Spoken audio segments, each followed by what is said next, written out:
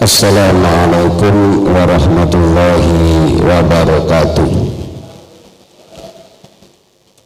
Alhamdulillah, alhamdulillahi kama du'ahu, wassalatu wassalamu ala sayyidina Muhammadin al-aslih wa naslih wal musaddati qawluh wa fi'luh wa ala alihi wa ashabihi al-mutafaqihina fiddin wattabi'ina lahum bi ihsanin ila yaumiddin, amma ba'du. Ingkang kula muliaken bapak-bapak, ibu-ibu jamaah salat subuh, alhamdulillah kita wajib selalu bersyukur kepada Allah Subhanahu wa taala ingkang sampun paring pinten-pinten kenikmatan dumateng kula lan panjenengan sedaya, khususipun kenikmatan kesehatan, sehingga kula lan panjenengan sedaya tasih bisa melaksanakan kewajiban kula lan panjenengan sedaya, yaitu siam Ramadan. Salawat serta salam tetap tercurahkan kepada junjungan Nabi Agung Muhammad sallallahu alaihi wasallam. Insyaallah kula lan panjenengan mangke angsal syafaatipun, amin ya rabbal alamin. Bapak-bapak, ibu-ibu ingkang kula muliaken, nyuwun sewu niki biasa ten mriki bakda subuh niku wiritane bercaharnya. Kula niku tasik terpengaruh kali keadaan Jogja. Biasa nek bar subuh napa-napa wiritane do dhewe-dhewe ngeten.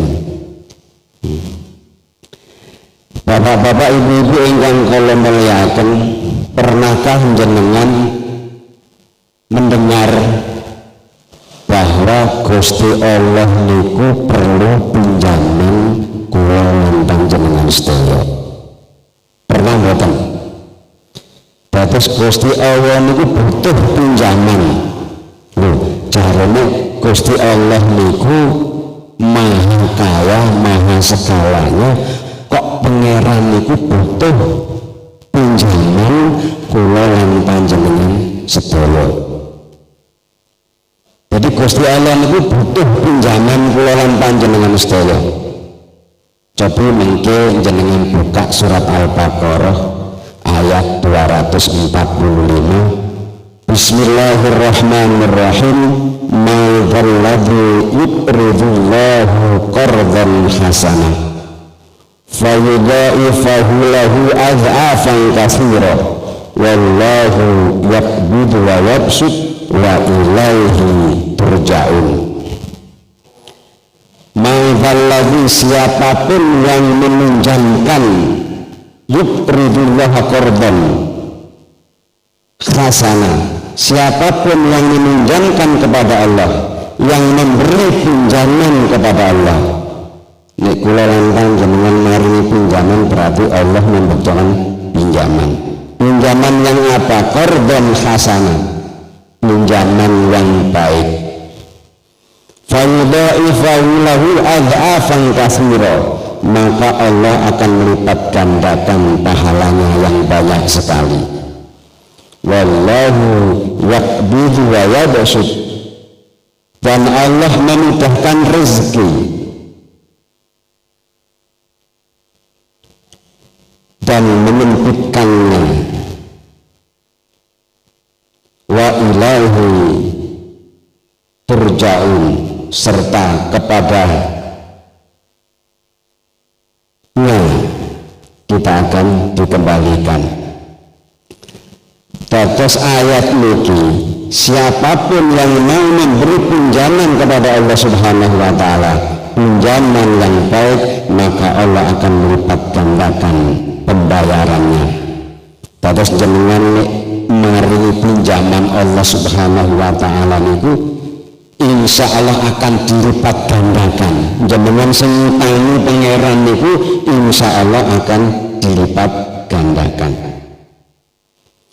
Bapak-bapak, ibu-ibu ingkang kula muliaken, asbabun nuzulnya turunnya ayat ini Di dalam kitab tafsir Ibnu Abbas disebutkan nazalat hadhil ayat, sebab-sebab turunipun ayat menika fi rajulin min ansari, yakni Dahda au Aba Dahda. Terus ada seorang laki-laki dari Bani Ansor yang bernama Abu Dahda. Penasaran dengan turunnya ayat ini, beliau bertanya kepada Rasulullah Shallallahu Alaihi Wasallam, wahai Rasulullah, apakah memang Allah menginginkan pinjaman dari kami? Wahai Rasulullah, napa bener nek pangeran niku butuh pinjaman kami semua? Jawab Rasulullah Shallallahu Alaihi Wasallam, benar wahai Abu Dahda. Mendengar jawaban Abu Dahda bahwa Allah membutuhkan pinjaman, Abu Dahda bergegas, wahai Rasulullah, tolong ulurkan tanganmu wahai Rasulullah. Kemudian Rasulullah mengulurkan tangannya kepada Abu Dahda. Kemudian Abu Dahda berkata, sesungguhnya aku akan meminjamkan kepada Allah, aku akan meminjamkan kepada Rabbku kebunku yang sudah ada sertifikatnya. Nek saat ini pun wonten sertifikatnya, kalau dulu belum ada. Jadi Abu Dahda ini datang kepada Rasulullah menegaskan kalau memang Allah membutuhkan pinjaman, saya siap meminjamkan kebunku berserta miliknya yang ada di dalamnya. Niki kinten-kinten jenengan ana ahli agama terus Gusti Allah butuh pinjaman, kinten-kinten jenengan minjamke omah mboten, omah didol wis tak pinjemke Allah. Bareng mampu iman kula lan panjenengan sedaya. Hanya beberapa orang yang bisa melakukan yang semacam ini. Sebagian riwayat yang mengatakan bahwa kebun yang dipinjamkan kepada Allah Subhanahu wa Ta'ala itu di dalamnya ada 600 pohon kurma. 600 pohon kurma. Nek ten mriki dianggap mawon 600 jadah kebun beberapa hektar, ada pohon mangganya 600, nek panen ratusan kintal.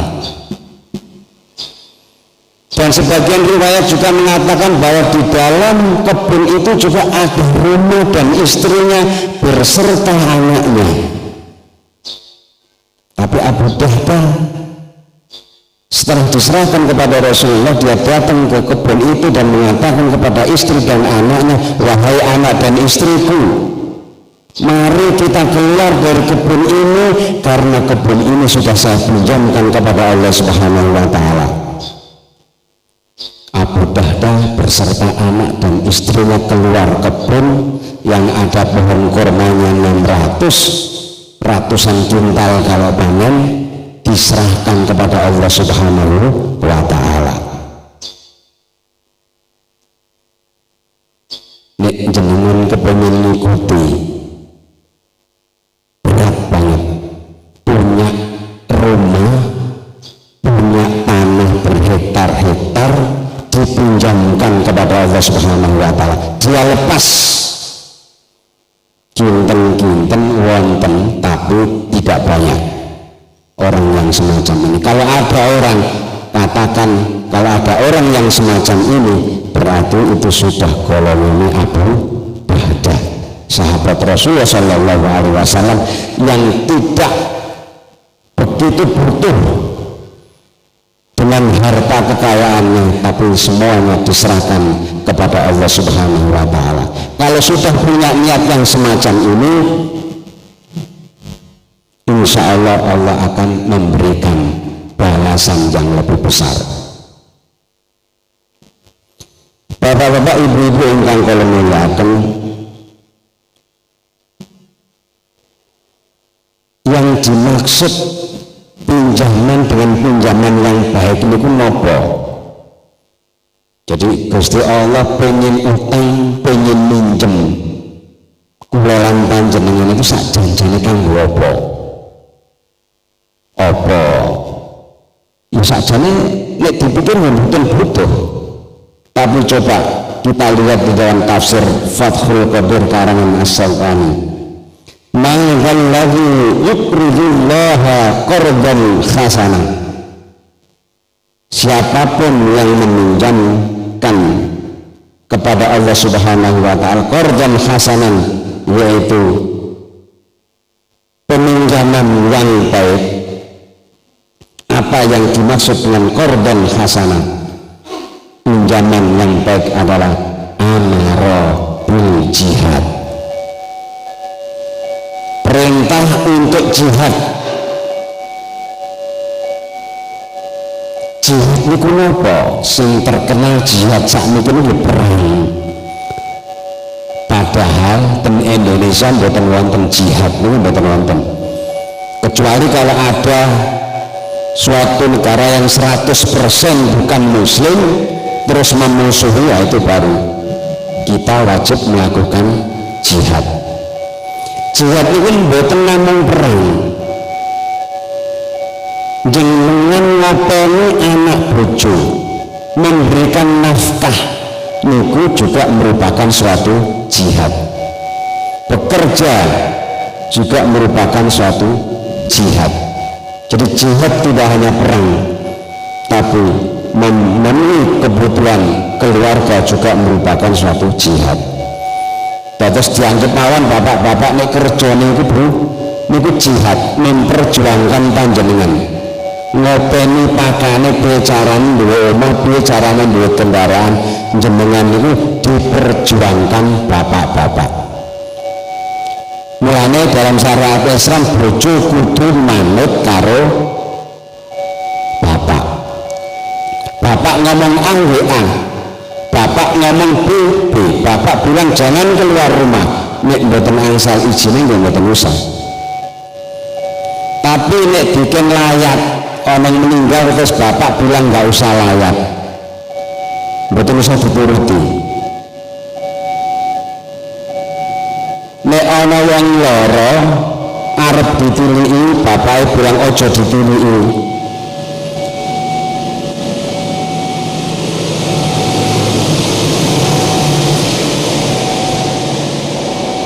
Kalau bapak bilang jangan ditiliki wong lara, mboten usah dituruti.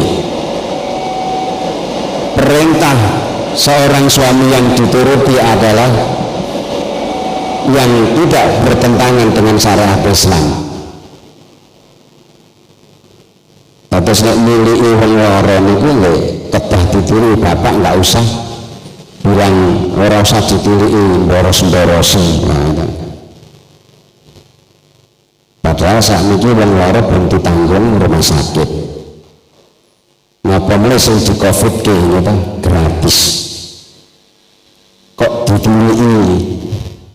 Berarti wong lara sakniki niku akeh batine. Akeh batine napa ora sing lara mungkin pengurus RW. RT sebelah niliki, sing kanan niliki, sing kene niliki. Nek salah satu yang tidak ada niliki ditunggu sik kae durung teko. Durung teko niku nek pengurus RW nek RT mawon sak lingkup nek RW kan banyak, apalagi kelurahan ngoten. Bapak-bapak, ibu-ibu ingkang kula muliaken, apalagi yang dimaksud dengan qardan hasanah wa amara bil infaq. Perintah untuk berinfak. Ibnu Abbas mengatakan fis sedekah. Sedekah itu juga merupakan pinjaman kula lan panjenengan kepada Allah Subhanahu wa taala. Nek jenengan kepengin minjami Gusti Allah saniki teng masjid sebelah mriku niku, masjid ning kendaraan mboten saged mlebet kecuali motor. Masjid saben sing mriku niku. Lah sakniki niku nembe pembebasan tanah 143 meter seharga 700 juta. dikasih waktu 3 tahun oleh ngelunasi niki dereng wonten setahun pun angsal 300 juta kurang 400. Pangeran perlu pinjaman dumateng panjenengan sedaya. Iki mboten promosi niki mung contone tasik 400 juta. Nek jenengan yakin dengan ayat ini terus jenengan menunjangi Allah Subhanahu wa taala niku gadahane pangeran masjid niku. Sinten sing ngakoni niki masjid kula? Takmir pun yang sudah diangkat gak mungkin mengatakan bahwa ini masjid saya. Enggak. Niki omahe pangeran, siapapun boleh masuk. Mulanya aja macam-macam kali barang masjid harus izin. Izinnya bukan namanya pengurus, izinnya seluruh warga yang pernah menyumbang ini diizini. Bukan bingung sampean. Pinjem piring ke masjid, pinjem apa nih? Tenda masjid. Masjid punya sendiri. Terus karena ini milik pangeran ya kan, napa jenengan badhe izin kali pangeran, ya Allah kula tak pinjem tenda. Mboten wonten sing jawab. Tapi kalau sudah disepakati dan warga semua menunjuk satu orang untuk bertanggung jawab, monggo, itu adalah sudah diserahkan tanggung jawab untuk satu orang. Ibnu Abbas juga mengatakan shadiqun min qalbihi, jadi harus yakin termasuk yang disumbangkan kepada masjid pinjaman kepada Allah Subhanahu wa taala adalah min malin halalin, dari harta yang halal. Ojo terus berkorupsi, cuci uang terus disumbangkan ke masjid, dipinjamkan kepada Allah Subhanahu wa taala. Niki mboten wonten hasilnya. Karena apa? Disebutkan adalah min malin halalin, dari harta yang halal. Di dalam tafsir At-Tanzil karya Ibnu Jauzi Al-Kalabi, tidak hanya yang dipinjamkan kepada Allah itu barang yang halal tok, tapi khalisan thayyiban, ikhlas. Nek jenengan nyumbang masjid, anggap aja Allah meminjam, itu dengan ikhlas, thayyiban termasuk halal. Bagus min halalin, dari harta yang halal, min ghairi manni wal adha. Lah nek wis minjemi pangeran sedekah atau ke masjid itu ya mboten usah dicerita-ceritake. Masjid nek orang aku nyumbang lampu hiasi, kuwi ora secantik sekarang. Nah, minggu menungso kadang-kadang pengen diumumke, kok sumbanganku wonten sing ngoten niku protes karena kelupaan panitia. Biasanya panitia niku sing nyumbang duit sing dicateti. Nek nyumbang barang, nyumbang semen, nyumbang pasir niku kadang-kadang lupa mboten cateti, ditempelke niku mentolo aku dulu nyumbang semen 10 sak kok ora dicatet. 10 sak ke orang dicatat. Kula niku terus madhep, saya minta maaf gitu. Niku 10 sak lho niku.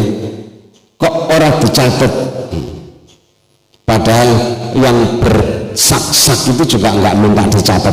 Tapi ya jenenge menungso ya wonten salah satu ya pengen nek aku ki wis ngundang aja dikira ora ngoten niku. Bapak-bapak, ibu-ibu ingkang kula muliakan, jadi yang dimaksud dengan manzal ladzi yuqridullaha qardan hasanah, Allah meminjam kula lan panjenengan sedaya niku mboten terus pangeran pinjem terus damel kebutuhane pangeran mboten, tapi untuk perjuangan Islam termasuk pembangunan masjid. Niki yang dimaksud dengan Allah meminjamkan. Lah nek panjenengan pun nglakoni pinjamane Gusti Allah pun ngesrahke melalui panitia fayudhaifahu lahu adhafan katsira, maka Allah akan melipat gandakan pahala baginya yang banyak. Berarti Allah memberikan imbalan. Sing jenenge imbalan niku ada perbedaan pendapat. Ulama yang pertama niku dasarnya masalul ladzina yunfiquna amwalahum fi sabilillah kama salim habbatin ambatat sab'a sanabila fi kulli sunbulatin mi'atu habbah wallahu yudha'ifu liman yasha wallahu wasi'un alim. Ayat ini memberikan hitung-hitungan. Terus pendapat ulama mengatakan bahwa nek nyumbang niku pun wonten kalkulasi nih berdasarkan ayat ini. Tiap satu biji kita menyumbang, seandainya nyumbang 1000, maka Allah akan melipat gandakan menjadi 7 akan didapat menjadi 100, berarti 700. Niki hitung-hitungannya ben kula lan panjenengan sedaya niku tergerak hatinya bahwa Allah akan melipat gandakan apa yang kita keluarkan demi Allah subhanahu wa ta'ala, demi peminjaman kepada Allah subhanahu wa ta'ala. Terus ini wonten hitung-hitungan, betul masalah, karena pendapat yang pertama mengatakan bahwa Allah akan melipat gandakan dengan hitungan yang sesuai dengan yang disebutkan di dalam Al-Quran. Ulama lain mengatakan la ya'lamuhu illallah, awake dhewe ora usah ngitung-ngitung, pun diserahke kepada Allah subhanahu wa ta'ala. Arep dikai 700 monggo, arep dikai 10 monggo, sing penting ikhlas lillahi ta'ala. Dari imbalan Allah subhanahu wa ta'ala aja pendapat ulama berbeda-beda. Ada yang dengan hitungan untuk memberikan motivasi, ada yang bilang enggak usah, ya alhamdulillah Allah yang maha tahu. Ada kalau enggak ikhlas terus diharapan hitung-hitungan pas nanti di mizan di timbangan nanti, loh aku kok mesti terakhir sawah beberapa hektar kok tidak ada sama sekali, ternyata di dalamnya ada unsur ketidakikhlasan bukan karena Allah subhanahu wa ta'ala. Ini pun gak percuma. Makanya yang penting ikhlas. Kula mboten usah ngitung, kula niki kerja nih mboten apa ngitung. Kan sakniki toko-toko pun disebutkan nonton hitungannya, mesti kan semua ada hitungannya. Hari ini keuntungannya sekian, seminggu sakmene, 2 minggu sakmene, saulan sakmene. Nanti pemasukan sama pengeluaran dihitung, oh alhamdulillah masih ada sisa. Kula niku pernah mempraktekkan ngeten iki. Kula hitung-hitung ternyata antara pemasukan sama pengeluaran itu benten. Nek pengeluarannya 5 juta, kok sing mlebu niku ning 3 juta. Berarti kula tombok 1 juta. Sesuk kula hitung meneh pemasukannya 5 juta, pengeluarannya 7 juta. Kula suwi-suwi kok stres. Kerja kok mboten wonten batine. Dereng bayar listrik, bayar karyawan, bayar ini soal sing detail mboten sembako. Sing detail itu bukunya khusus bahasa Arab, sing tumbas sinten kinten-kinten. Nek bukunya buku bahasa Indonesia rame, sing tumbasnya itu bahasa Arab. Terus kula niku terus kaya wong stres, iki nek diterus-teruske tombok terus. Akhirnya apa? Sampai saat ini mboten nate kula hitung urusane barang. Nek kula hitung terus-terusan kula sing grantes kok rugi mungkin nasibnya sami kali ibu-ibu Pak, dikai blonjo saulan blek pun dikon ngatur bapak ini lah ayam padahal budgetnya ini tahu tempe cudek pak ibu-ibu kudune ibu-ibu kan sakit nabung sekedik terus mungkin wonten sakjane kebutuhannya sudah menipis ibu ini kan mboten mungkin dengan bapak dibuka nih pak jalanannya pak nek bapak mboten jatah entek ngene ibu kula yakin nih tapi sakjane ibu ini kan ngemumet oleh mikir kene napa mulai covid kata ngeten nek sing pegawai negeri mboten terus mboten perlu dihitung pasrahke kepada Allah Subhanahu wa taala. Saya enggak pernah dihitung kok terus tetap tambah suwe tambah lemu mboten mikir gitu. Terus tetap naem. Soalnya kula mboten ngertos pengeluaran pemasukan. Sing penting ana duit teng kotak nggih damel bayar listrik, bayar sekolah, damel makan, damel belanja pun isinya teng sak kotak niku mawon. Mboten wonten sing beberapa kotak. Sak kotak mlebu leboke, toke, mlebu toke. Mboten usah dihitung. Ndak marai mumet. Dan itu sudah saya praktekkan, ternyata alhamdulillah istri saya tetap gemuk. Nggak diet, anak saya juga alhamdulillah sehat-sehat. Yang penting diserahkan semua kepada Allah Subhanahu wa taala. Bapak-bapak, ibu-ibu ingkang kula muliaken, wallahu yaqbidu wa yabsut. Dan Allah yang memudahkan rezeki dan yang menyempitkan. Percaya napa mboten itu jelas. Gusti Allah niku pasti akan memudahkan rezeki kita kalau kita berbuat baik. Mau meminjamkan kepada Allah, tapi kalau tidak mau meminjamkan, jangan harap akan memudahkan, tapi Allah akan menyempitkannya. Apa yang dimaksud dengan yakbudu itu mboten terus bahasane niku jenengan maringi terus sing diparingi kudu bales. Contohnya mantenan, jenengan mantenan napa layat. Ini kebiasaan ibu-ibu nih, bapak-bapak. Biasanya ada orang kesusahan kalau orang kaya oleh nyemplungke rada kandel.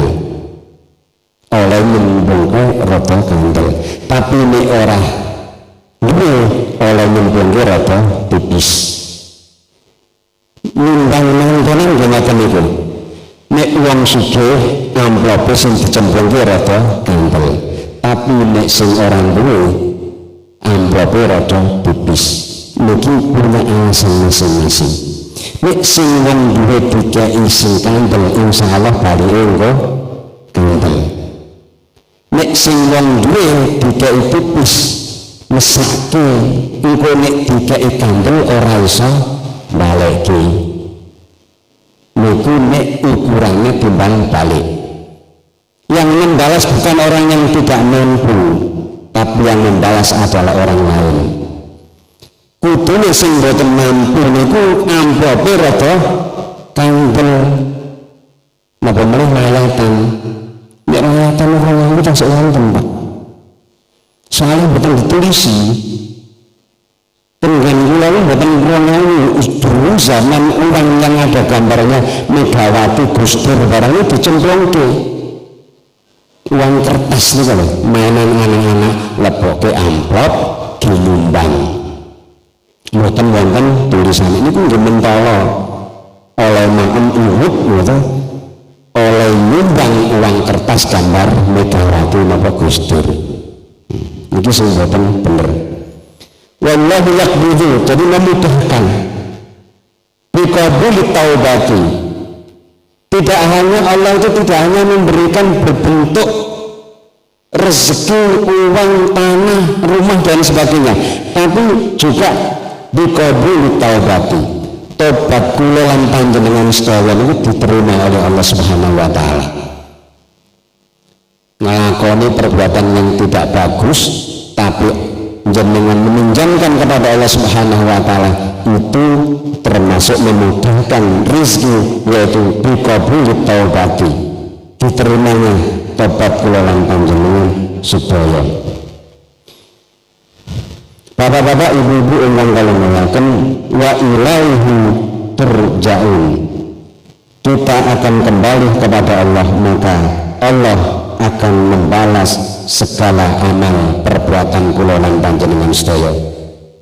Terus apa yang kita lakukan untuk meminjamkan sesuatu harta dari kita, dipinjamkan kepada Allah Subhanahu wa taala, di akhir nanti pun insya Allah kula lan panjenengan sedaya mendapatkan balasan dari Allah Subhanahu wa taala.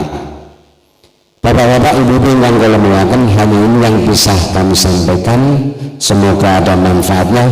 Ihdinas siratal mustaqim. Wassalamualaikum warahmatullahi wabarakatuh.